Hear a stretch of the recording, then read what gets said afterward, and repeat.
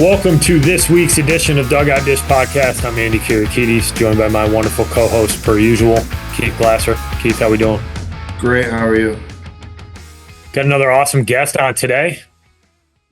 I'm going to kick it over to you for the introduction before we get into things here, but looking forward to this one. Sure. Tonight we do have a phenomenal guest, former coach that I had to stare across the field at in the opposing dugout, and I think this is the third Liberty League head coach that we have joining us. But somebody that I've known I've gotten to know pretty well over the last couple of years, that I have a tremendous amount of respect for. Has won a ton at the school he's at, and I think they've won 3 straight titles, if I'm not mistaken. But I'll let him kind of expand on that a little bit more. But tonight we're joined by Ithaca head coach David Valesente. Dave, thanks for joining us, man. Thanks, guys. Appreciate it, Keith, Andy. I've enjoyed listening to a couple of your podcasts on long journeys to Long Island and, different areas. So it's been fun tuning in. You guys are doing some fun stuff. So honored to be on. Before we get into this, I forgot. I'm not going to get into it. I'll let you do it, and then we'll talk about it after you tell everyone how you got to where Ithaca is. But before we get going, just give the listeners a rundown on how you got to be the head coach at Ithaca College. Sure. Like back into high school days? From college to now. Yeah. Synopsis. We don't have to take up 45 minutes. Yeah, quick and easy. I like that. I went to St. Joseph's University out of high school. Played there for 4 years. Graduated in 2010.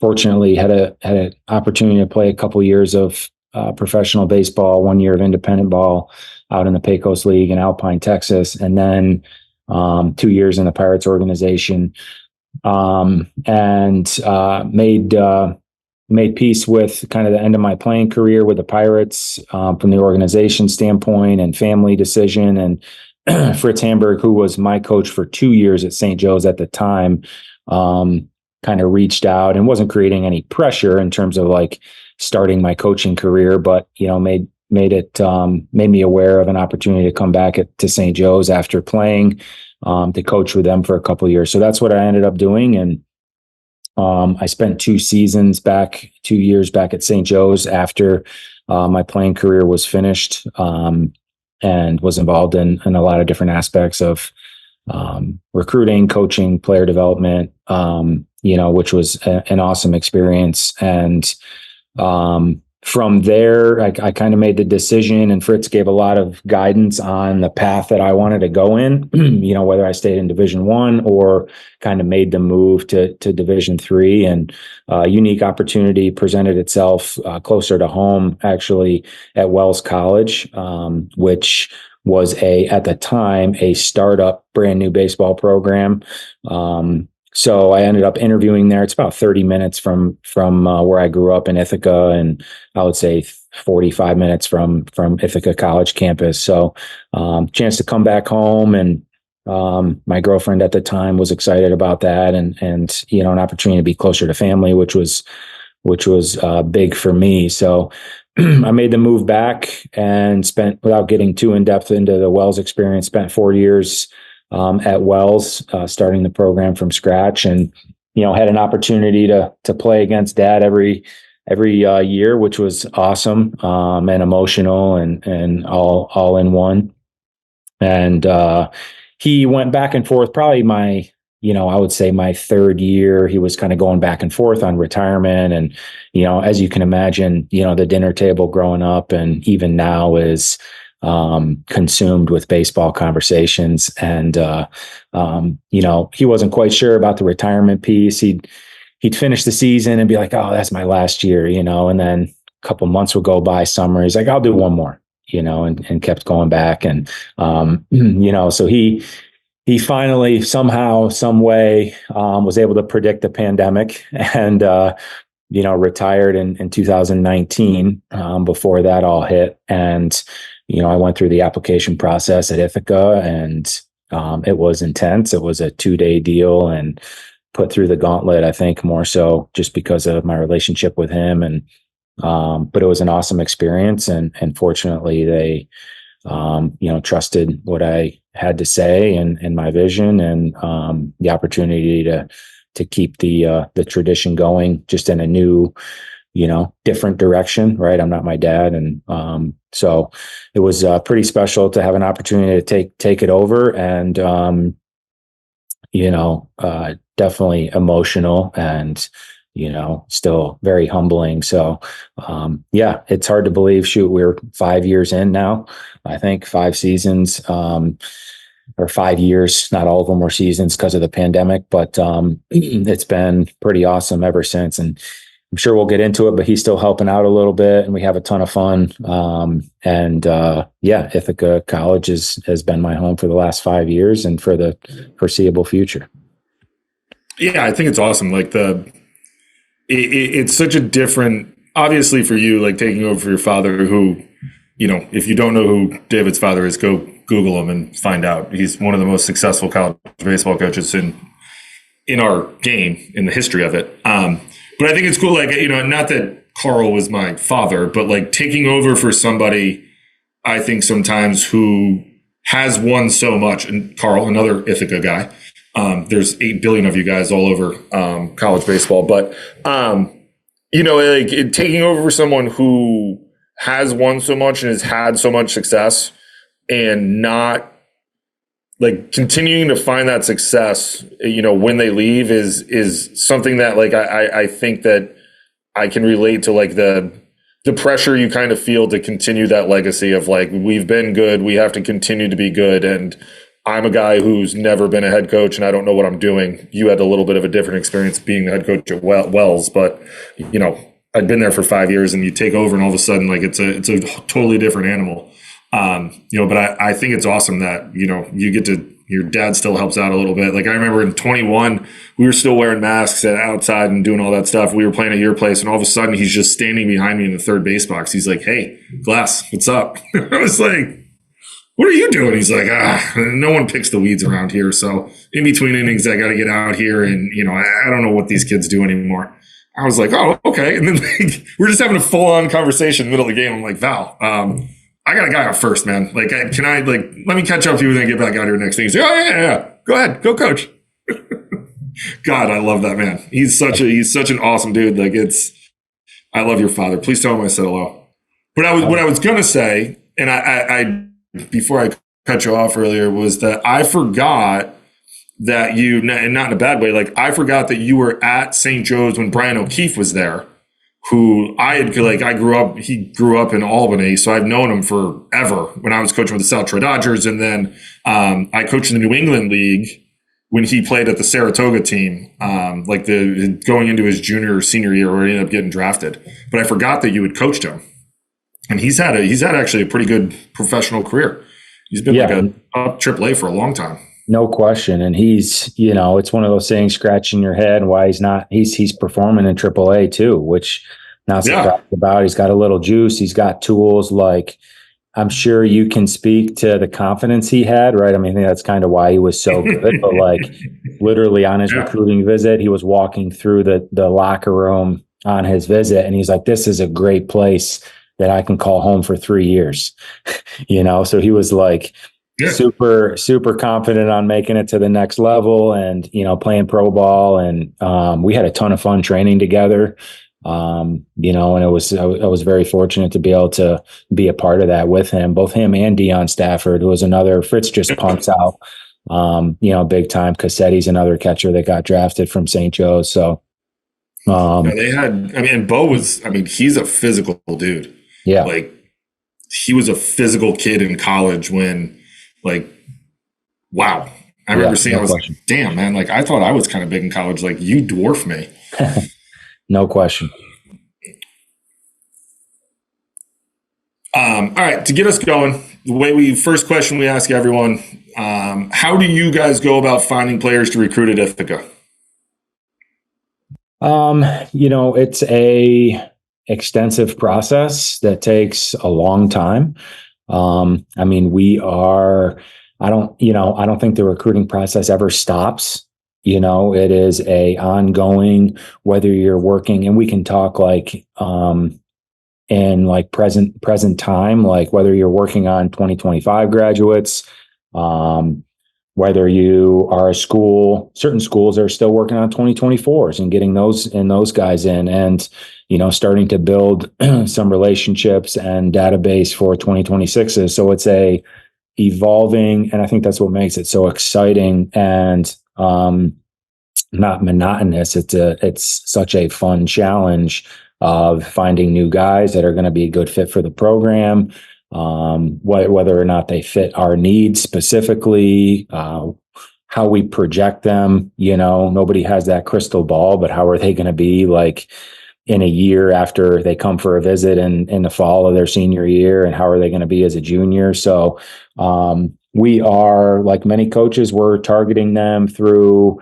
recruiting camps. High school, I would say our recruiting process starts from a high school side of things with high school games, a state tournament, both, I would say more regionally for high school and state tournament as we're on the back end of our season too.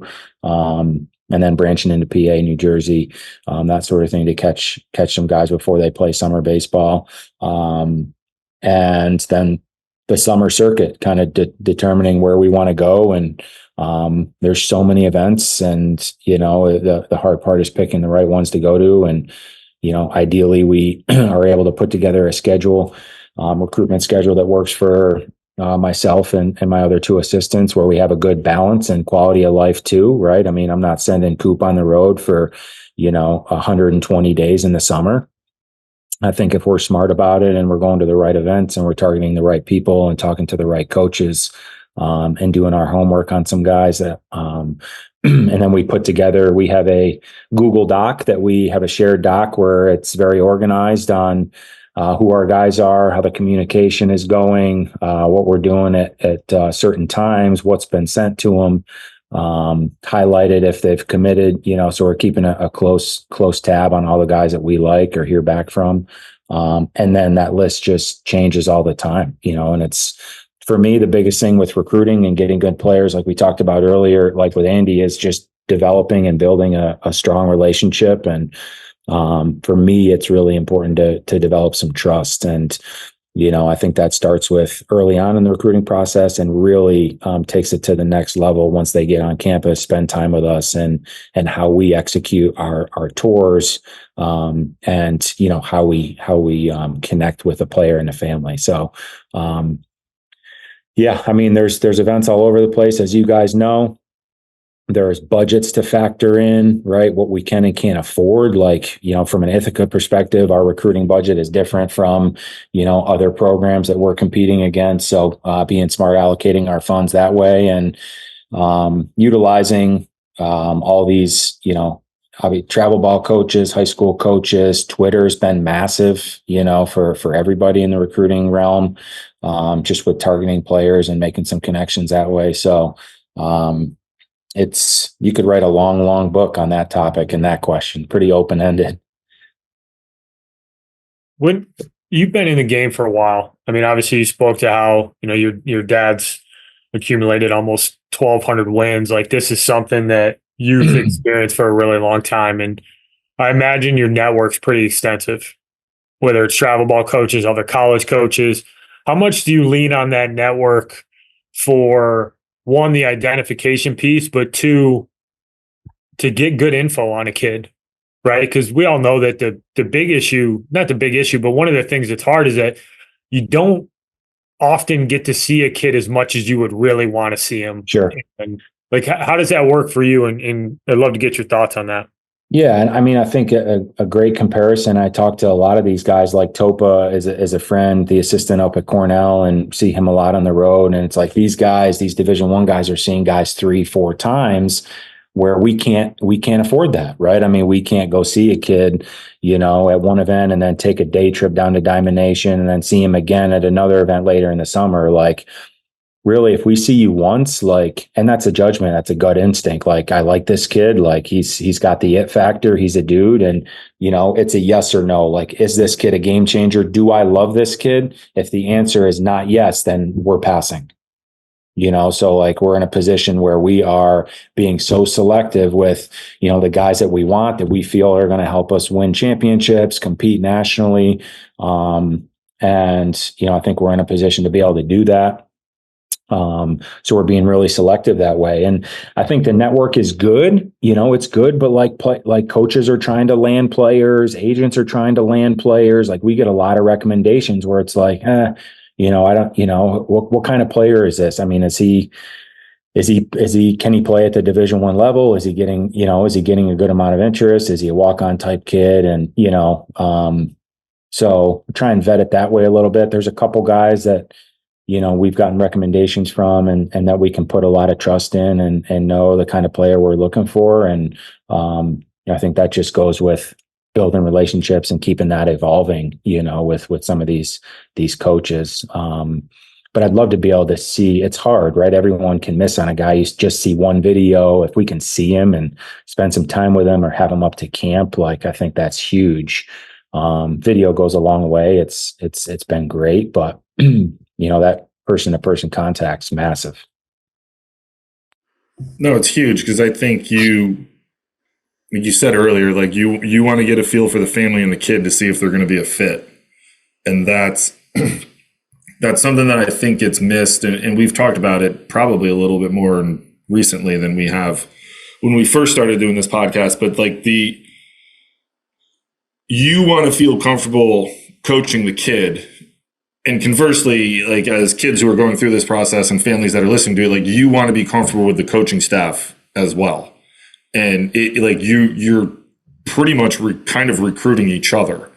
And I think one of the things that, like, when you talk about getting kids to campus, like it was huge, especially when if I got kids to campus, like I knew by the end of that visit whether or not we had a legit shot and they were likely coming, or like, yeah, it's not going to work. Because you can discern a lot more information from body language, from kids sitting in front of you, from families and all those types of things. And it also creates, sometimes you leave a visit and you're like, yeah, no, I don't know if that kid's going to be the best fit for us. And it might not because he's not a good player. Like you have him on campus because you think he's a good player who can fit into your program from an athletic standpoint, but he might not check the boxes for what it is that you're looking for within your program. And it's not a knock on the kid. It's just, you kind of look at it and you might be like, yeah, man, I don't think he's going to do well with our coaching style here. And like, that's fine. And it's something that I think sometimes people get told no when they've gone to campus and done that stuff, and they kind of take it the wrong way. It's just like, you spend so much time with each other during the baseball season. Like people think, like a lot of freshmen that we work with, or kids that we work with, are like, yeah, no, I'm ready. I'm like, you're not ready for the sheer amount of time that you are going to be spending with your teammates and your coaches. Yeah. And you want to make sure that when you're going through the process, and that's why a lot of people, especially, it's not cliche or, hyperbole especially in baseball, that they want to develop relationships with kids early, because you want to know if this is a kid that you want to spend 50, 60, like everyone tells you it's 40 and 20 and whatever, but like we're spending a lot of time together, and you want to make sure that it's a kid that you want to spend a lot of time with, and on the same hand, they want to spend it with you. And by the way, like I don't want to have to be dealing with your parents calling me about why you're not playing in college. Like this is a business, man. Like you got to go out there and earn it, and you're going to have that opportunity every day. And you can discern a lot of that information by having those kids on campus and sit in front of you, which is why I think the more and more coaches that we have on that are talking about this, especially I would say, Andy, over the last year, from the rule change of the contact rule to now, like this vetting process is getting longer for everyone, because it's a shortened down time frame that they can talk to people. But also, like, if I can only have X amount of players, I want to make sure I'm hitting on the majority of players that I can have. And I know that, like, at the Division III level, like, I know, like, there's no roster limit. Some schools have self-imposed, but like at the same time, like, do you really want to have a roster, or can you have a roster of 40 at high-end academic schools? You know what I mean? Like, you want to make sure that you have the right kids in your dugout that are going to do everything it is that you want, like you need them to do to win championships. And getting them in front of you, I believe, is probably one of the biggest things that you guys are looking for. Yeah, it's massive. It's massive. And I agree on all those fronts, and kind of a unique perspective and something that I've, thought about more the last several years is getting somebody that, hey, maybe this kid isn't a good fit, or maybe this kid's a problem, or maybe I don't like his parents, but like, can I help him change? You know what I mean? Can I if you're a little bit of a, I don't know if you can curse on this podcast, but if you're like an asshole, or like you have an edge to you, in a bad way, like I personally think, like with how we operate and our expectations and our leadership from upper class, like I think we can help guys change and kind of lead them in a direction. They really have no choice, and really, if it doesn't work out, then it doesn't work out. But it's hard. Everyone's looking for that golden egg. You know what I mean? When that is like, is that possible? The 4-tool kid that's perfect, with attitude and a perfect family. I think that's super rare. And it's like, would I rather have a dude, somebody that's high end that can help win games and then help him in some other categories? Sure. And will we run into some challenges? Of course, but what you're saying is what coaching is. No doubt. Yeah. Like it's not just the on the field stuff. It's taking kids into your program that are 17, 18 years old and graduating them when they're 21, 22 years old. And if we have another pandemic, like 28, 29 years old, and making them men and productive members of society. And, some of the best kids and some of the best conversations I've had with families were with kids that, like, to your point, like, they weren't that great at some of this stuff. And then by the time they graduate, like, we had a kid who graduated in 22, I think it was 21, graduated in 21. And like his mom came on the field at the end of the year, was like, I have no idea how you got him through 5 years of college. The fact that he graduated from here and he has a master's, like, if you told me this 5 years ago, I would have laughed at you. Like, there's no way. And don't get me wrong, I threatened to throw this kid off the team like 15 times. But at the end of the day, he's one of my favorite kids that I've ever coached because he wore it. And at the end, he was a far better player and a far better kid and was able to actually contribute and do some things for us along his career. Like, he probably didn't have I know he didn't have the career he wanted to have, but, he was able to do some things for us. And like those things to me, to your point, I think those are just as rewarding as winning championships and doing stuff, because you're able to help somebody who, otherwise wouldn't have been able to do some of those things, and they come out the other side. And I think that gets lost sometimes, like you said, like that kid that is never going to be an issue off the field and is going to do everything right and always be on to like that. They're few and far between, and you're going to have to actually deal with some stuff throughout the course of their careers to make sure that they're going to be able, like, that's the whole point of coaching. And I think sometimes that gets lost in today's day and age where, you can kind of, not that I'm anti-portal, but if you don't like your situation because you're getting coached hard, you can just jump in the portal and leave. And I think that sometimes, like, you're getting coached hard because these guys care and actually want you to find success on and off the field.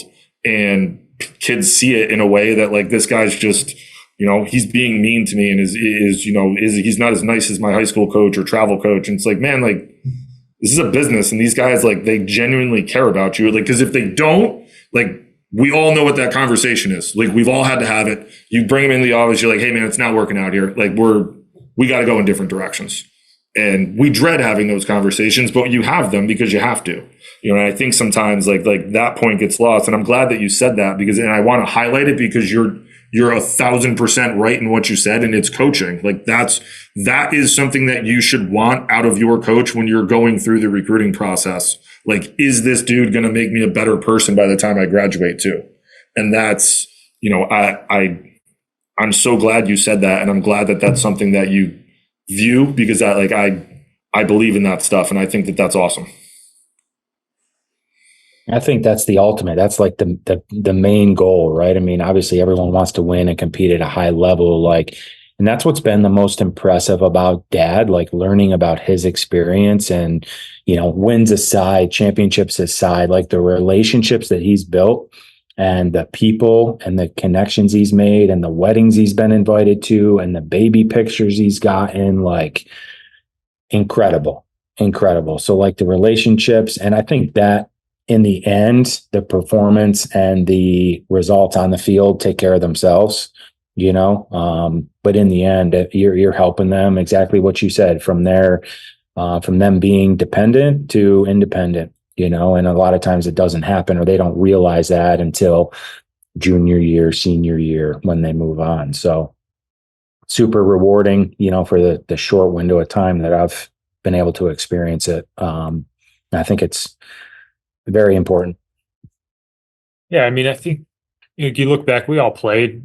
Like, you don't think about it when you're playing, but you look back on it and you go, I learned a lot. Like, I had to grow up.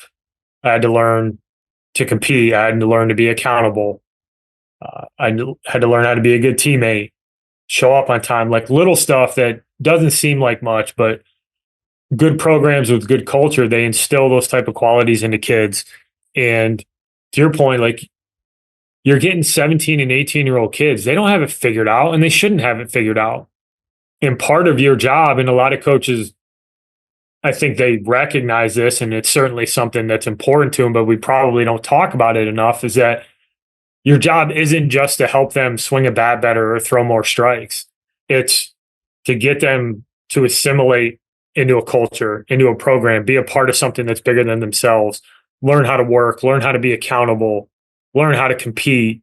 Like, some guys are more equipped when they get to campus, but the reality is, when you're dealing with 18-year-olds, a lot of them have a lot to learn. And, you know, for guys who are listening to this, if you can get involved in a program where somebody views it like Dave does, where it's not just about the baseball stuff, it's about teaching you how to be a man, teaching you about how to go about your business, so that when you graduate, you're better suited to be successful in the world. Like, that's some of the stuff that is so important about college baseball, and it's a big part of why we do what we do now, is because we've been in the same position you are, where a kid graduates and you know that that kid's better off because he was in your program, and that matters just as much as the wins and losses in the long run, and probably more. And I bet you your dad would probably say exactly the same thing.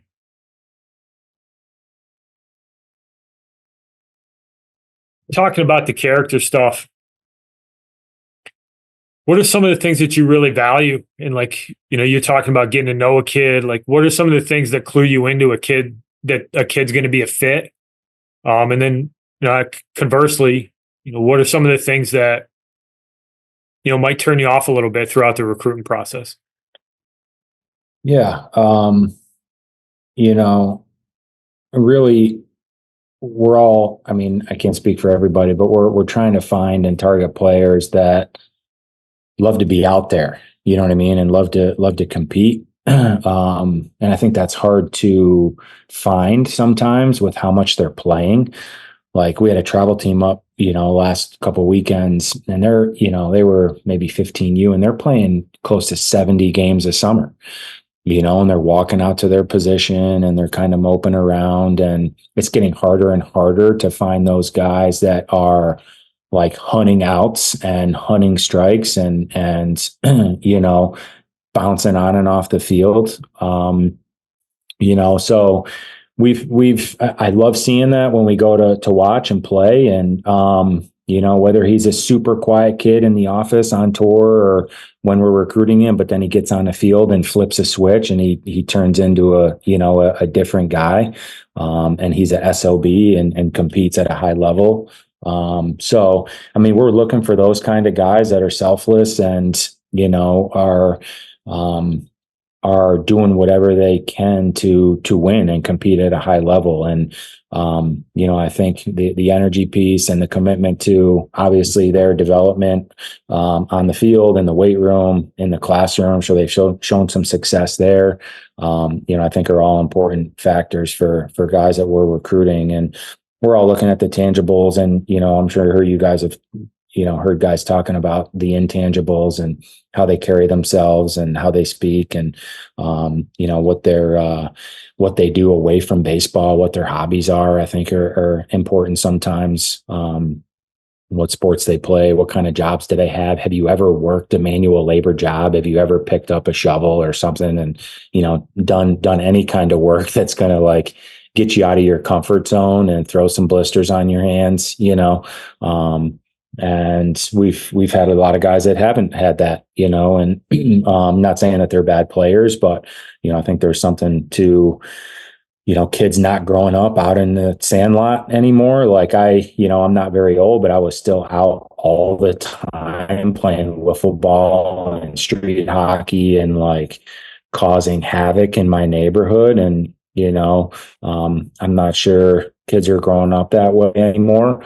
And I think it's unfortunate. Hopefully we see a turn on that, at least where I'm at. We don't see it a whole lot, but that's that kind of hard-nosed, tough mentality, growing up that way and just taking it to whatever. It doesn't matter what you're playing, whether it's knockout basketball, whether you're playing hockey or playing home run derby, like you're playing to win and playing against your buddies. Doesn't matter who you're playing against. And having that killer instinct, I think is huge. And, what we like to find, I grew up playing hockey. Like my sister played Division I ice hockey. I like hockey guys.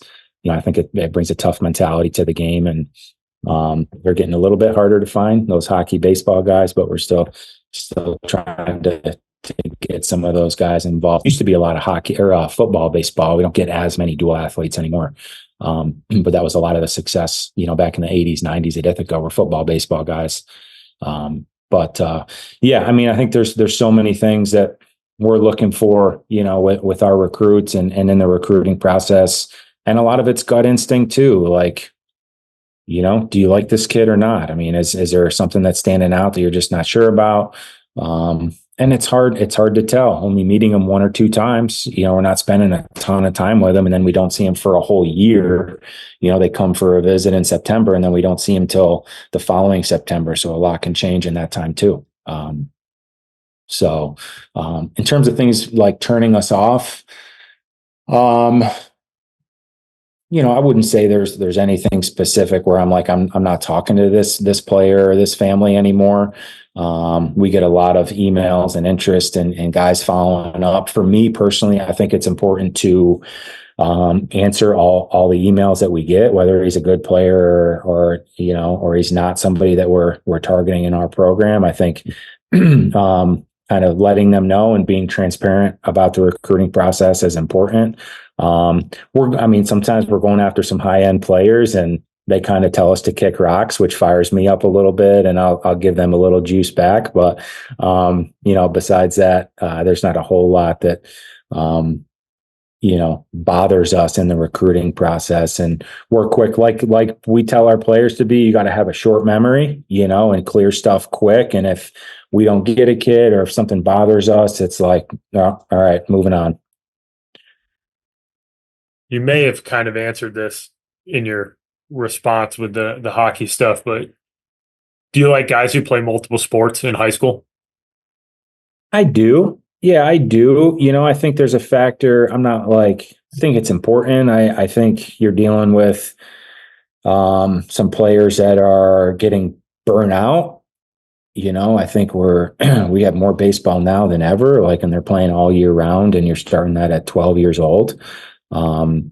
So we've actually seen, I don't know if you guys have come across it, but, some players that we're recruiting, I've seen more choose to go to bigger schools, big atmospheres, and just play club baseball just because they're kind of over, the grind of what they've been through. And, they want to just kind of relax and just play at a level that's fun for them. And, so I think there's some burnout happening without question.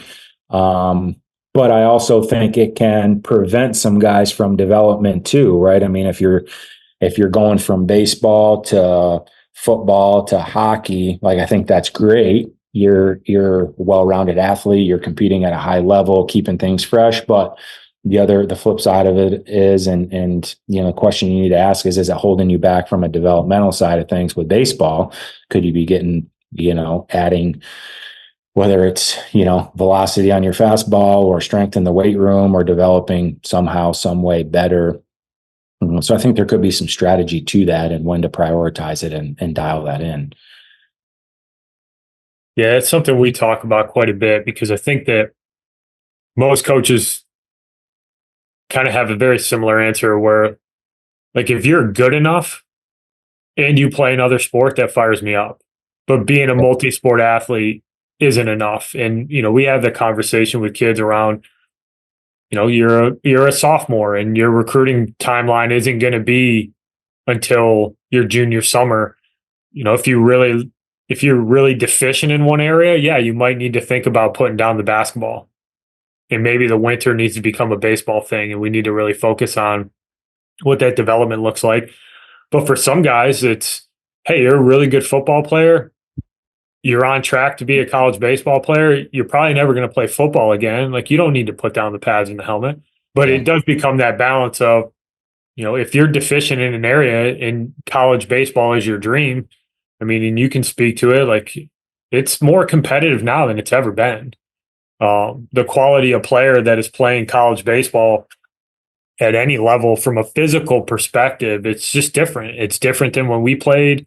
Me and Keith joke about it all the time. Like, I don't know if I'm a Division I player now. Like, kids are bigger, they're faster, they're stronger, they throw harder, they hit the ball farther, and it's super competitive. So it's just interesting. I always found that the kids who are talented enough, I felt like they were able to separate themselves a little bit if they played another sport competitively, because there's just something, to your point, like, they're competing a lot. And I think that when you get to college, it serves you really well because you're walking into a place where, travel baseball is a very singular thing. It's very often about the individual and everything's set up to make sure that guys are getting showcased. And that's what it's supposed to do. But it takes away from being a part of an offense or finding a role on a pitching staff, doing things that are going to help you win a conference title.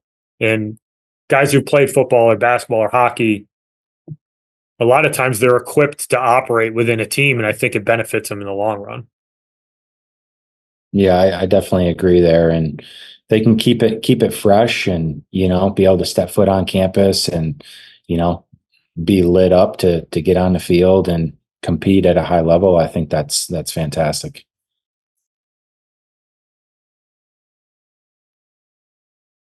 From a timeline perspective, for you guys being a nationally prominent Division III school, what does that look like from a recruiting timeline perspective? Because obviously the new contact rules slowed things down at the Division I level. Has that impacted you guys at all? And, when do you really start to get serious about guys in a general perspective? I know you're going to move earlier on some guys versus others, just depending on where they are. But what's that look like? And kind of tease that out a little bit for the listeners here. Sure. I think that the timeline has progressively gotten faster, the last several years. Kids are just committing faster. And I think it's a race. And it's, I don't want to say it's unfortunate, but I think social media has driven a lot of that. It's a race to throw the graphic up and throw the commitment announcement out there. And, I personally feel bad for parents sometimes where there's that pressure to make the decision, and every school's different, right? I mean, some schools can give pre-reads, give you a really good idea financially where you're going to be, and others can't. So sometimes it's a shot in the dark, and they're making a decision on a school without even being accepted or having the financials in front of them. And I think that's just the world we're living in. And it's really competitive. And, we hear about guys throwing offers out there at the Division III level, whether that's, whatever that means. And, it's unique to each program, but, we're not at the Division I level anymore. We're not offering you an athletic scholarship. So whether that's a jersey number, a roster spot, whatever it may be, there's wording now that's creating that pressure and ultimately, providing an opportunity for guys to sign. So, we've had guys make decisions, if there's a guy that we like and we want to prioritize it and have him on campus. Like I was saying before the podcast started tonight, guys are coming on campus a little earlier, like in the summertime. I would say, some guys that we've seen that we really like and want to spend some time with them, where they can fit it in their schedule. So we try to accommodate travel schedules and that sort of thing. But we're starting to have a select. I would say we've had, probably 5 to 8 guys on campus, before classes have started. And we got classes starting next week. So that's definitely bumped us up a little bit for us. We don't have a specific cutoff and deadline at Ithaca in terms of when they stop reading. We have kind of some soft dates in the early spring, with when they stop reading applications. But, really our timeline kind of goes into the fall and wintertime. And, I personally think there's going to be a lot of players out there wintertime, early spring that still don't have a home. So we want to really kind of make sure that we're being very conscious of what our needs are, what our roster size, what our target roster size is going to be around, and, try not to dive into anyone that we are not all in on.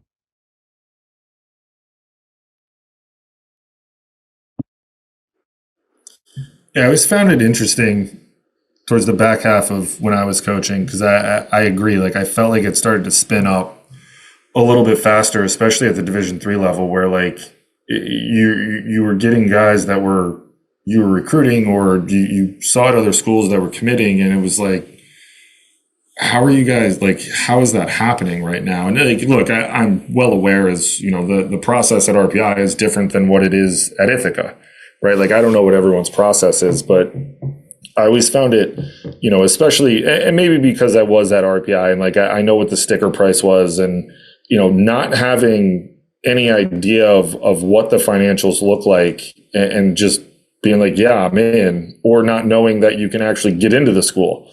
I always found to be a little, maybe knee jerk is probably the best way to put it. Like, like, if you're going to commit somewhere, like I've always believed, like you want to have all the information in front of you off the schools that are recruiting you. Like, we could do early reads at RPI, and like, I'm going to say this and people listen, like, I don't know if this is still the case at RPI. I would imagine it's probably very similar. But we get early reads, and we could get what would be a merit scholarship package, but we couldn't get any FAFSA or those types of, like, you didn't have your full financial aid package when we did the early read and stuff. But at least like you had an idea of like, hey, as long as I don't fail all my classes my senior year, like I'm likely to be admitted here, which, made it a little bit easier. But I do think that there is a little bit of a different element at the Division III level, where like, because of what's going on at the levels above, they're trying to commit some guys that they really want, because they're maybe, they're on the fence about being Division I guys, and kind of putting a little bit of that pressure there. And I do agree. Like, I do think some people, do want the Instagram and the Twitter likes, and to say that they're committed, and those types of things. And, I don't necessarily know if it's the right thing to do for a lot of people, but, I did notice that as I was, kind of finishing up, and, you had kids that wanted to get on campus in like August and commit. And it was like, man, I just spent 15 days out on Long Island in Yaphank, New York. Like, I need to decompress for like 2 days before I even want to set foot on campus and talk to anybody. And I think that's like, that's an interesting part too. Like, there's a lot of, like, you're right, it doesn't stop the recruiting process, but there is some time where like you do need to step away and, be dad and a husband, and not worry about baseball all the time. And, I just think that sometimes like it's getting spun up a little bit faster. Like, I wanted to have kids on campus when we had our guys on campus, so that they could get a read on them and I could get a read on them when school is in session. Like, campus is kind of boring when there's like 300 people on campus, but all of a sudden you get 7,000 people there. Like, it's buzzing a little bit, and like you can meet the players and kind of see, like, you can ask them questions that you're not going to ask me, and see if, what my coaching style is and how I do things, if that might fit you. And I think that those are things that I think are a little bit more valuable.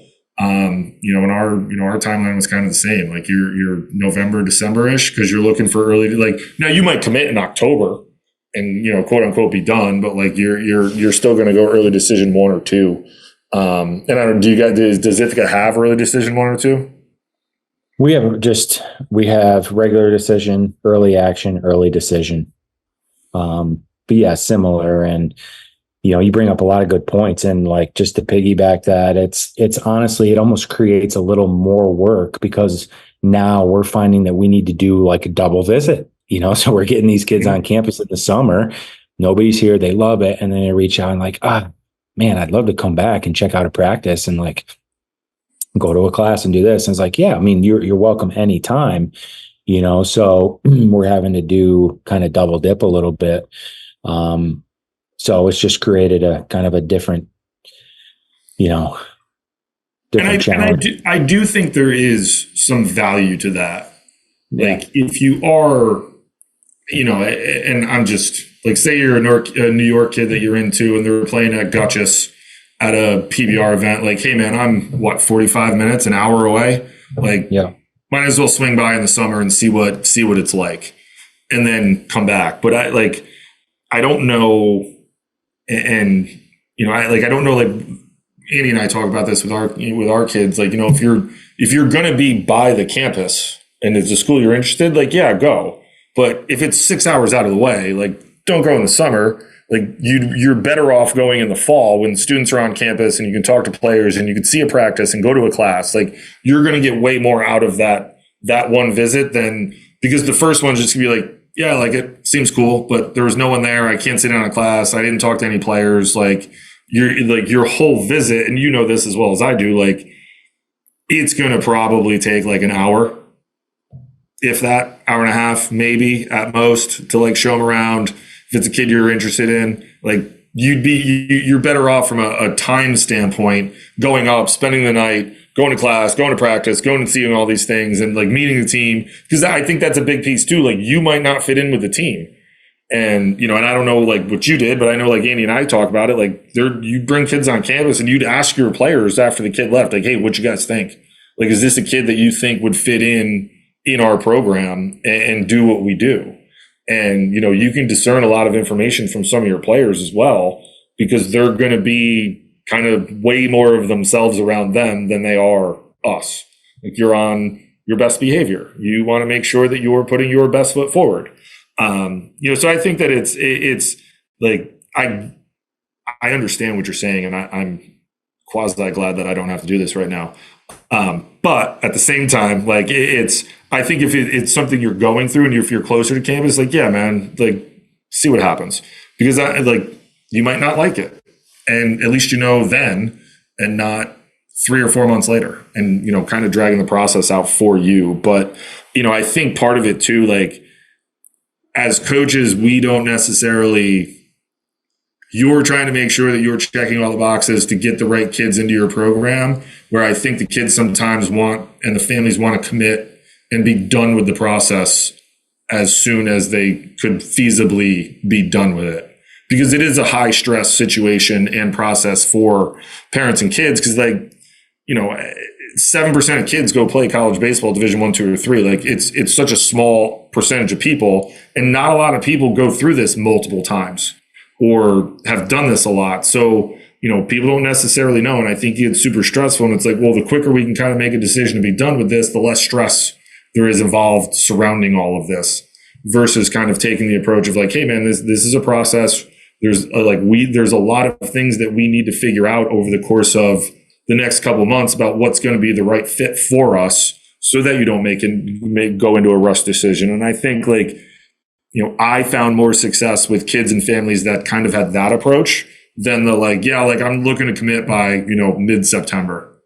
And it's like, well, like, we have a camp at the end of September. Like, there might be a couple more guys that show up, and, so there's always something there. But, obviously there's outliers where you can, you really like this kid, you've seen him a bunch.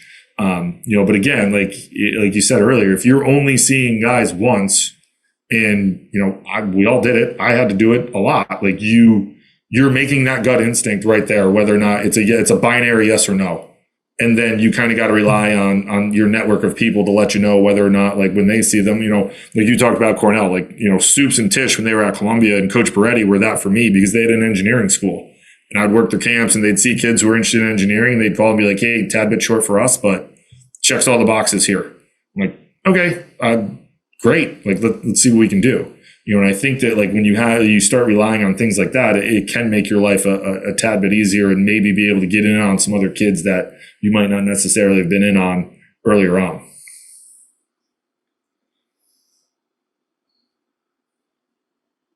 Data is a big piece now, Dave, and I'd be curious how you're leveraging that, either from an evaluation perspective or from a development perspective. Like you touched on the social media piece, and for me, that kind of filters into the data piece. But how much are you guys using that for identification? How much do you lean on it? And are you using that kind of stuff for development in the program right now?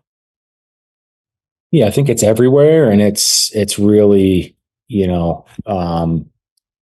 kind of catapulted forward the last several years.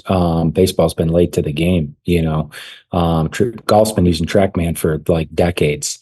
And, I feel like every program has them now, those that can afford them. But yeah, I mean, I think it's good and bad, right? I think it brings a lot to the table, but I also think that you can dive so deep into it that you lose that feel of, teaching guys like baseball's been taught for however you've been involved and however long it's been going. So I'm a big believer that, I'm not fully teaching to data or using data to develop our guys. If it can help us, whether that's using technology or using data for spray charts or using data for competitions, like I think there's a lot of ways where we can drive it and use it. But seeing it at the fields, like, for a PBR event or any event that has like TrackMan data up and, a guy's throwing, like I personally am not like fixated on spin rate or horizontal break when I'm watching a kid throw. Like, I can see if the kid's ripping a pretty good curveball and like he's throwing 84 to 86 and he's ripping, like I'm going to circle that kid, I'm not going to cross him off because his spin rate's not hitting a number that I'm looking for. So I think, it's created just an really interesting piece to the game, that coaches are using quite a bit, and those that can afford it, I think it's awesome. Like we use Rapsodo a little bit. We did some stuff with Blast early on, which was okay, but it was just became like a hassle, like having the sensors on each bat and charging them and doing all that. So like we nixed that pretty quickly. Rapsodo's been good. But we try to limit the information we give our guys and really dumb it down onto some specifics on what we think, are priorities for them, or what are the most important things that are going to make you successful as a pitcher or hitter, and how can we target those things, whether it's a specific pitch or whether you are dropping down on off-speed pitches and, limiting deception, whatever it may be. And however that kid kind of fits what we're trying to do, we'll kind of tie it in. But I also think like teaching the art of pitching, like, and how to be a pitcher and not just pitch to numbers is massive. How to pitch with movement. I mean, how to throw a strike, like numbers aside, like, can you throw a strike at the bottom of the zone over the middle of the plate? And, I think numbers and data is awesome for high-end pitchers, right? I mean, high-end Division I guys, pro guys, obviously, but like we're trying to really teach guys how to pitch and how to have some deception, how to control the running game, how to be a bulldog on the mound. And like, I don't care if your ball's moving 20 inches, but you're not executing, a lot of other things. So I think there's good and bad pieces to it that are really important, but we're really trying to kind of over teach and overemphasize the, I call it the art of pitching. And, when I talk data and that sort of thing, it's a lot of it's pitching related. We do some minor stuff with hitters. It's been good. We've gotten some good feedback from our guys. Like I personally am not standing there with an iPad crunching numbers when a guy's throwing a pen. We just don't have the situation where we can be one-on-one doing stuff with guys. And I like a lot more external cues, with dummies or targets, or like executing in certain ways. We've done some fun vision, reaction time, vision training, data collection with those sort of things, and made some competitions and kind of trained that side of it with the hitters, which I like a lot. That's been fun, tracking reaction times and kind of putting guys in categories and leaderboards and having some competitions and that sort of thing, which has been a fun kind of data spin on that side tied into what we do. Yeah, it seems to be very similar response from coaches at all different levels, that like the data is great and it helps, and it can help us identify things like you were talking about release points. Like, are you making a big change when you throw your fastball to your breaking ball? Is it something that the data is showing us that's a difference maker for you being able to compete? But everybody that we talk to, and I don't think it's a coincidence, they all come back to, can you prevent runs and can you create runs? And are you getting barreled or not? Like, yeah. And it's one of those things that I get it. The data is awesome and it can tell a kid a lot. And I think for the right kid, it can be really impactful. I think from a coaching perspective, when I think about it from a pitching perspective, I think it's really valuable information when you're talking about calling pitches, putting guys in the right spots, making sure that they're using their repertoire correctly. You're not asking them to do something that they can't really do. But at the end of the day, are you doing something to help us create runs? And are you doing something on the mound from a competitive perspective that allows us to prevent runs? And you hit on the running game piece, which I think gets lost in the shuffle at the high school level. And it was something that I noticed at the Division III level.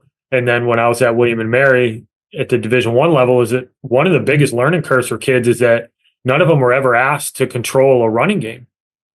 And that's a huge barrier to entry getting on the mound, is if you can't vary looks, if you can't execute pitches from the stretch, if you can't get down the mound in an acceptable time, we can't pitch you. It doesn't matter if you throw 93 with a banger slider. Like, if every time somebody gets on base, it's a freaking merry-go-round, I can only start you in clean innings.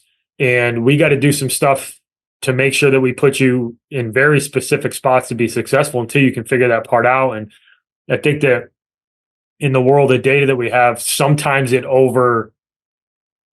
overshadows kind of the bottom line that coaches are looking for, which is, can you help us score runs and can you help us prevent the other team from scoring? Yeah, absolutely. And you guys can see, you've been around it. Like, you can tell if a kid's lowering his slot on off speed. You know what I mean? Like, there's things that you can just see and pinpoint, where data is just going to back that up and give you that info. And the other piece too is what kind of personnel do you have? Right. I mean, a lot of our programs don't have, like, I can't be sitting behind a computer. I'd rather be face to face with a kid and interacting with him in real life, real time, than with my head in a tablet or a computer, and we just don't have the staffing to be able to have somebody at every workout, firing that thing up, tracking it, putting together reports. Like, that's just the resources. Yeah, I like using them in inner squads. And then I liked using the hitting one more in, like, when we went live inside. Because then you have every hitter barrels a ball. And you're like, they're like, home run. Like, bro, you had 2 home runs in your career. Like, you don't have a home run every time you barrel somebody up here inside. But, like, it gives you like hard hit data, or like where balls are kind of going. And it's like, in a cage, we all know this, like, it's hard. Like, you're really just tracking whether or not guys are seeing the ball well and barreling balls. But I felt like it gave our hitters a little bit more of a sense of feeling like they were a little bit further along than maybe they would have otherwise. Cause it's like, all right, like, yeah, like, now whether or not, like, they were actual hits, remains to be seen. But all right, hey man, like, that ball was hitting the gap. Like, that's probably a double, like, nice swing. Or instead of the, barreled that one's out of here. Like, get out of here. But no, I agree. And I think like you bring up an interesting point, and like a lot of coaches who have come on here and we asked this question to, they talk about the everything else that goes into being able to actually play the game of baseball that is not data driven, and it is controlling the running game. It's being able to field your position and do those things. Like you could have a guy who's 93, 95 out of the bullpen, but like back into the game and it's a 1-run game, and that, RPI is going to bunt when they get a runner on first and he might throw it down the line. Like you might be hesitant to go to that guy sometimes. It's like, I don't know if he can throw to first or second base. And I think that those things, do get lost when you see on Twitter, like, oh, I'm 86 to 8 with a, banger slider, but, I'm a 1-7 to the plate and I can't field my position. Like that factors in just as much as some of the other stuff. And I think, that gets lost because that ends up being something that we have to spend more time on, especially in the fall, being able to coach these guys up on that stuff. But, I think data is great, but there's to a certain point, like, you can't, I agree with you. Like, you can't just sit there and stare at your iPad and be like, okay, this is what you have to do to find success. Because it doesn't tell you the compete factor of that kid. Like some of the best kids that ever pitched for us were not kids that had the best stuff. They just went out there and competed they competed very, very well. I was going to say something that would get us explicit, so I can't say it's like, that. I love that. And like you're ripping a slider, or you throw a really good like horizontal break pitch or high spin rate, but it's not even. And then a coach is like, that was really good, but it wasn't even close to the strike zone. And it's like, well, what are we trying to teach? Like, are we over the rubber? Are we teaching zone? Like, I think there's some misteaching going on, hunting like those specific metrics. And I think another really important piece to bring up, about this topic is the budget piece and the facility too, right? Because like we're talking, just for Rapsodo, $1,500, $2,000 a year just for their subscription. That's on the low end. And I know, TrackMan and some of this stuff is what, 10 grand. And how many places have their own facility where that stuff can just stay set up, right? Mm-hmm. So like we have multi-purpose indoor facility, and set up breakdown's a challenge, right? I mean, we could have practice at 6, but the other practice is over at 5:30, and we got to rip through, set up our whole facility. We only got a couple hours. Like I know our softball team uses Hit Tracks. They got to cart that sucker out. They got to measure it. They got a TV. It takes a lot of time. And it's like, how are we using our time, in the best way that we can? So every resource and every program has different, resources that they can use that can either help them or hinder using that stuff.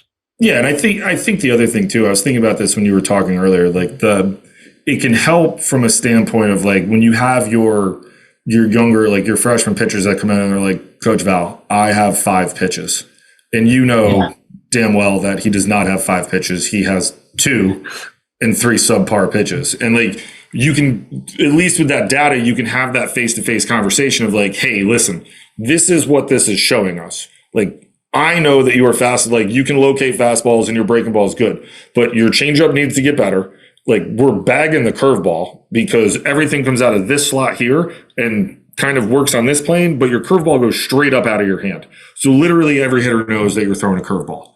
And I think it at least gives those conversations. And again, you're not coaching and teaching off of it, but it makes those conversations like, this is where you're going to find success with being a fastball slider guy. And we need to bring your changeup along so that you can become a 3-pitch guy.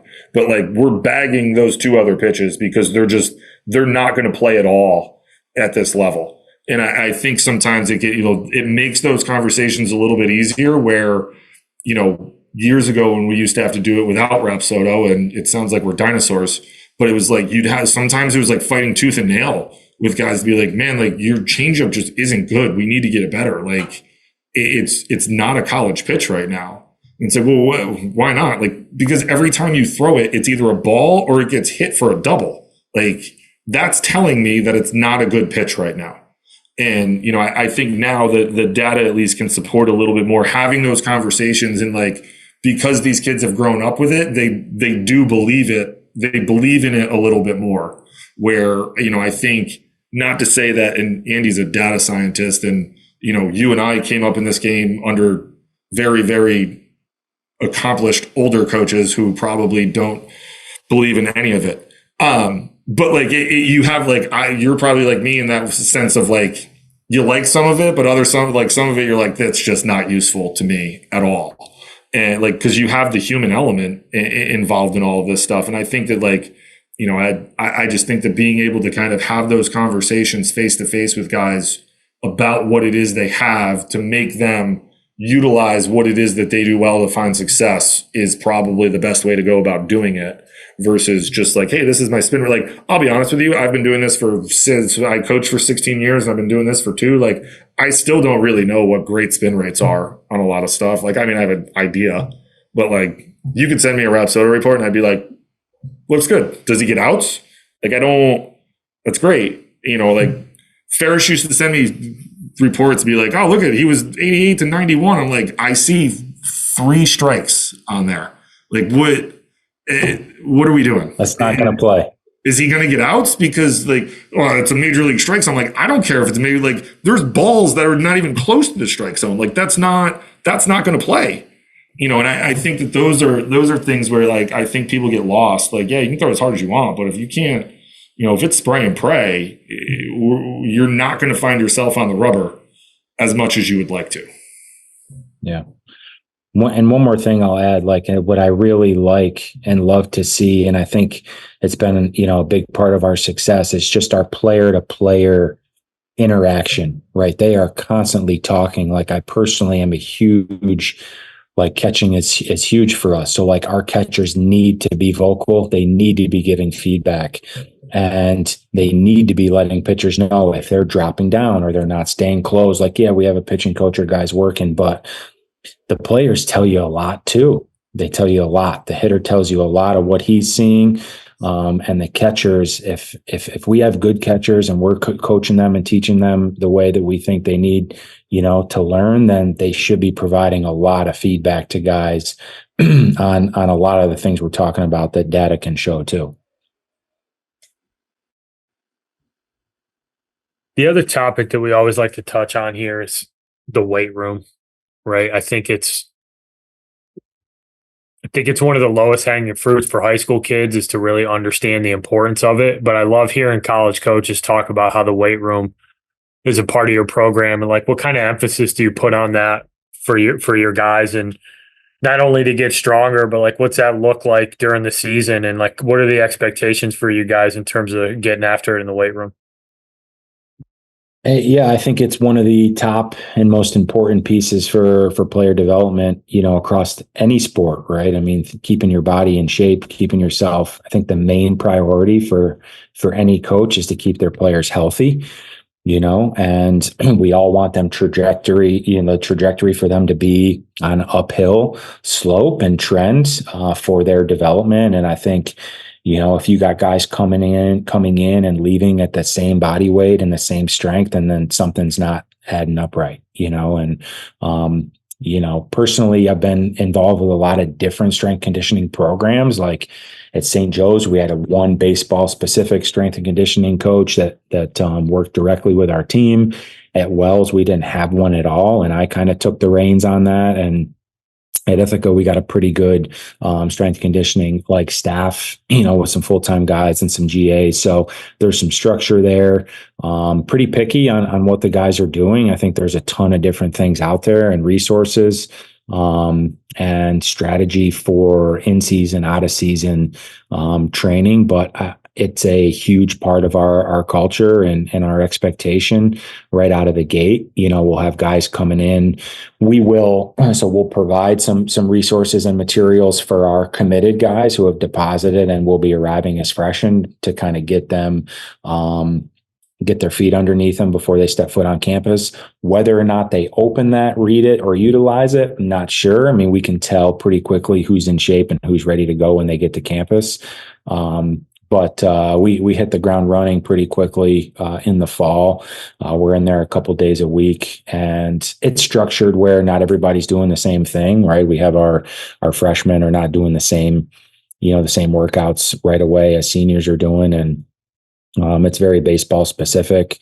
We've developed some KPIs I call key performance indicators that we like to track and monitor and evolve. And we put a lot of emphasis on those and exercises that we think are important to the game and our guys in the development. And we rank it. We get data on those. We hold guys accountable by sending out reports, and it gets really competitive and it's a lot of fun. And it changes all year round. Like after fall ball, we'll ramp it up, to 3-4 days a week and kind of make that transition into wintertime. We're really trying to make some things happen in the off season for our guys, strength and agility wise, mobility.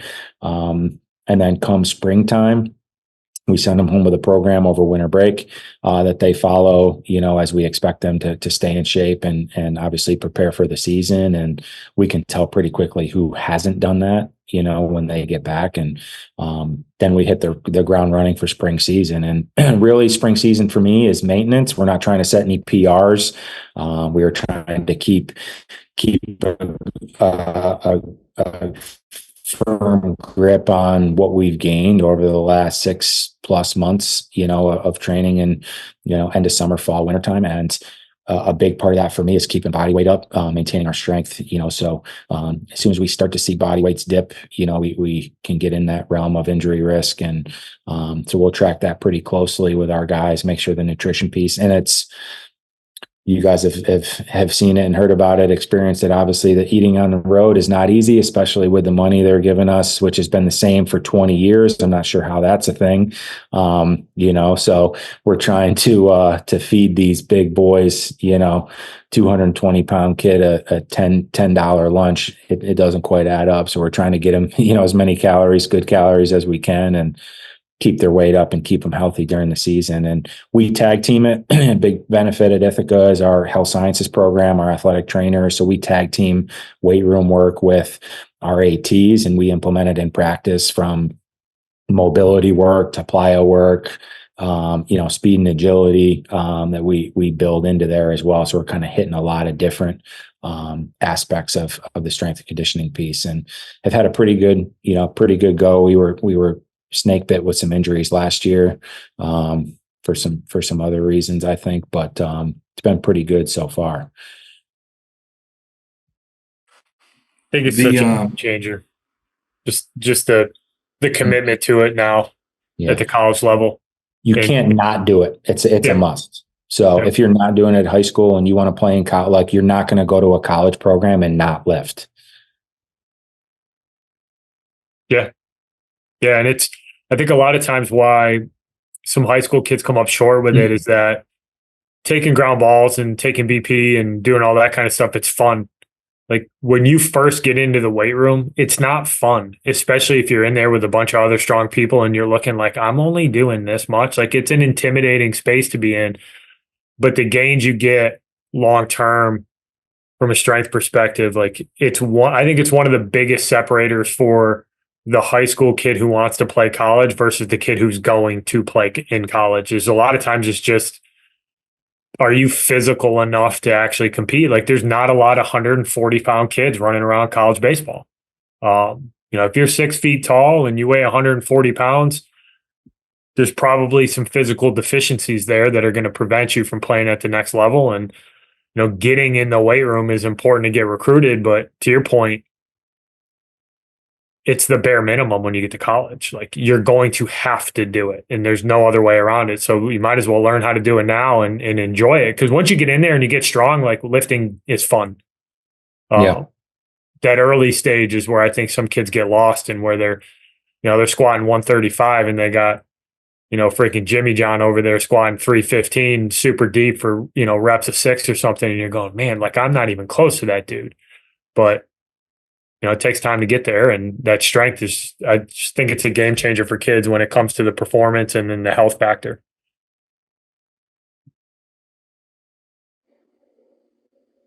I was having the same conversation about meal money with another coach last week. I was like, yeah, you're still operating under 2002 guidelines. Like you get $20 for meals for 3 meals a day. You get $5 for lunch, like, or for breakfast. Like, name me a place where you can get breakfast for $5. Yeah, doesn't exist. No. Or $15 for dinner. Like, where are you getting $15 for dinner? Like, you can't even go to Wendy's right now and get $15 a dinner. Yeah. Yeah. It's tough, But, and that's a big decision across the board.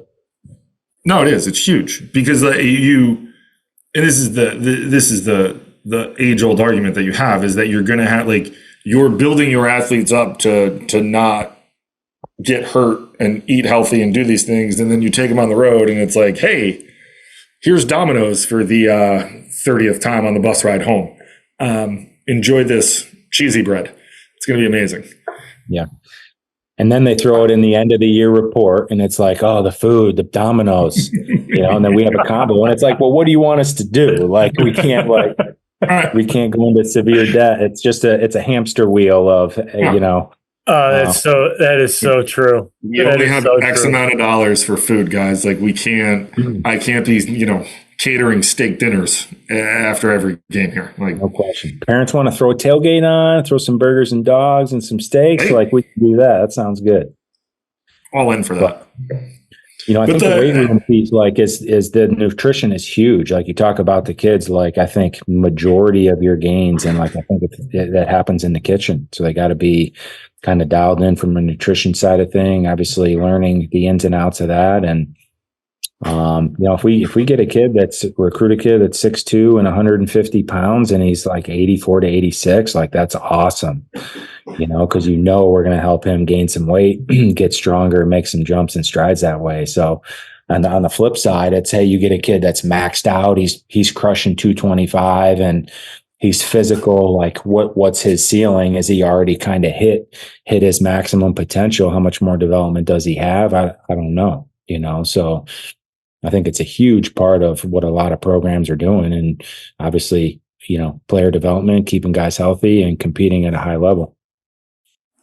Yeah, I always thought that and I'd be interested to hear your thoughts before we get into the last question, but I always thought that the weight room was one of the steepest learning curves for your freshmen, because whether or not they have, they can be physical, but they're not about to go through what it is that you're going to ask them to do over the course of the next 10 months. And the nutrition piece on the other end of it, you're going to lose weight over the course of the season. Again, we just talked about what you're going to have to eat while traveling and doing all of this. But the other is it's the first time a lot of your freshmen are on their own. They have to actually learn to build in eating over the course of the day and going to the cafeteria and having some, something that they could eat in between meals, whatever, and there'd be guys and you see it, you're like, man, you've lost 20 pounds this season. That's not good, man. Yeah. What are you doing? And, at those kids, to your point, they end up at a higher injury risk because of those things, but I always I always ask the freshmen at the end of the year, what was the difference for you? And a lot of them was just the sheer amount of time, time on the field, time practicing, time in the season. And it was either that or I just wasn't prepped for the physicality of what this was and how much we were going to be lifting and how good of shape I have to be in order to actually maintain what I'm doing over the course of the entire season. I'd be interested what you think the biggest learning curve for freshmen is when you get them there. Yeah, I mean, in the weight room, you mean? Or in general, one of the two. Doesn't matter. Yeah. I mean, I think it's a huge learning. It's just a complete culture shock across the board, weight room, day to day, obviously getting acclimated into college and learning how to be organized and get your life together, right? Because it can catch up to you quick. And we're constantly educating our guys on that, keeping a little planner and staying on top of going to class. For us, we preach, you got to go to class and you have to turn in your assignments. It's the top two and you'll have some success in college. Professors are not going to track you down. And if you're skipping class, they're going to get paid either way if you're not showing up to their class. So we need to really prioritize getting into class and turning everything in and building a good relationship with the professors, so they're there to help you when you need it. And we will have some class conflict, and we need to be in a good position to deal with that when the time comes. So that's a big part of how we operate with a lot of our guys. And the weight room piece, I think it's important for them not to be intimidated. They need to be comfortable in there. We need to have coaches in there helping them. It's not just, hey, this is the program, go get them, good luck, load up the bar and put yourself in a risky position to get hurt. Like, just because the guy next to you is, moving heavy weight or big weight doesn't mean you need to try and be macho and do something that you're not comfortable with. So, I think that our guys need to learn, and they do learn how to embrace their, where they're at in their journey in the weight room and what level they're kind of working towards. And, we have some coaches, both strength and conditioning coaches and our staff that try and help them with that. So there's somebody always in there, while they're working out and training, which I think is important. And as long as they feel comfortable, and we got other guys on our team that are supporting them and, are encouraging them and are not putting anybody down, obviously, I think is massive. So all those things, blended together is super important for them. And they're,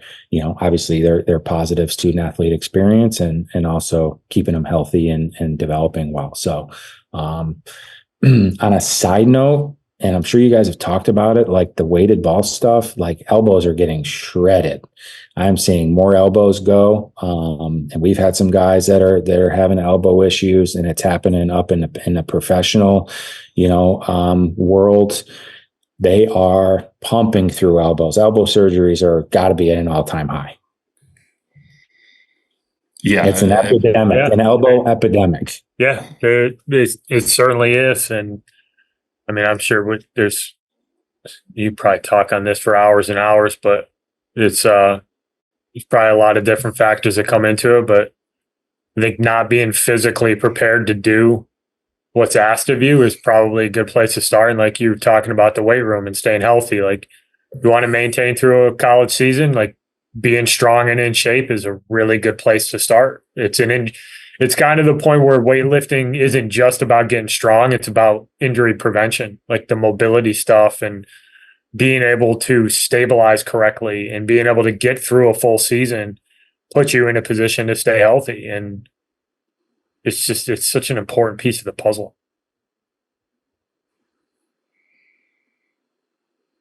All right. Last question. We end every podcast on our interviews with what advice would you give families and current student athletes that are going through the recruiting process to find the right fit? I think you said it right there in the question. I think it's really important to find the right fit.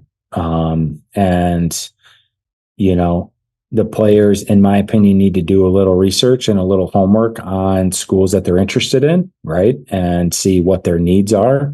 I think players can be proactive and see like, hey, I'm a catcher, but the school I'm interested has 5 rostered catchers that are not seniors. Maybe it's not a good fit, or maybe I've reached out to Coach Smith 10 times and he hasn't got back to me. Like, maybe I need to execute a different plan or go a different direction. So I think doing a little homework for the individual and the family is super important, so they're prepared. And I would like to think and hope that coaches are being transparent with a player and whether they're interested or not, or kind of where they are in the recruiting process. All those things need to be laid out on the table so there's no confusion. And lastly, I think it's important for a player to ask themselves, would they be happy at a school like Ithaca or RPI or William and Mary without baseball? If baseball wasn't in the picture, would you be happy there as a student? Would you be happy academically, location-wise, atmosphere? So it's hard to check every single box, but I think it's, if you can kind of be satisfied and happy with some of those other things, baseball is going to be just an added benefit of what you're doing. And when it comes down to it, you're not doing baseball 24/7. It's a big part of your life, but you need to be happy with the other things that you're involved in. Yeah, I couldn't agree more. I think the Grasset, we stole this from Grasset, but someone told him once that if the kid's not happy in the center of campus, he's not going to be happy playing shortstop. And I think that that's incredibly true, because you do have a lot, like you do play baseball quite a bit and you're going to spend a lot of time there, but like the culture of the school itself is something that is going to be permeated throughout everything it is that you do. And if you're not happy there, you won't be happy playing baseball at that school either, regardless of whether or not you love the coaches and the team. Like, it might just be like, hey man, I don't fit here. And you'd rather know that in the recruiting process before you make that decision than making that decision, getting there, and after 3 months be like, whew, I think I made a bad decision here. Because of the way things are going. And again, I'm not an anti-portal, but if you throw your name into that ring, like there's a lot of other names that are going to be thrown into that ring. And it could be, I think now more than ever it's hypercritical to be able to get it right the first time and not the second or third time. Yeah, there's so much more than just the baseball piece. And I mean, it kind of goes without saying, but most kids aren't going to play professionally.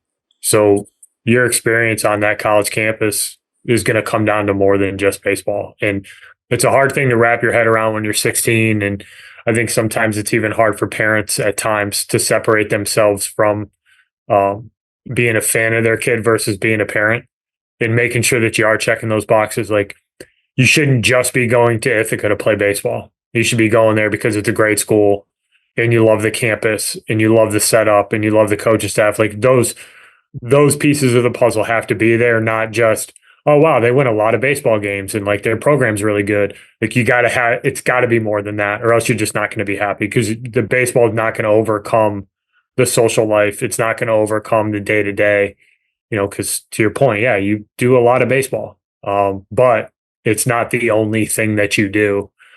And you got to have other outlets for happiness. You got to make sure that culturally it's going to be a good fit for you, and you're going to be able to meet some friends and, figure out who you are as a person from 18 to 22. And yeah, it's a big piece, and that's really good advice. So appreciate that. But Dave, freaking joy having you on, man. Really appreciate you taking the time.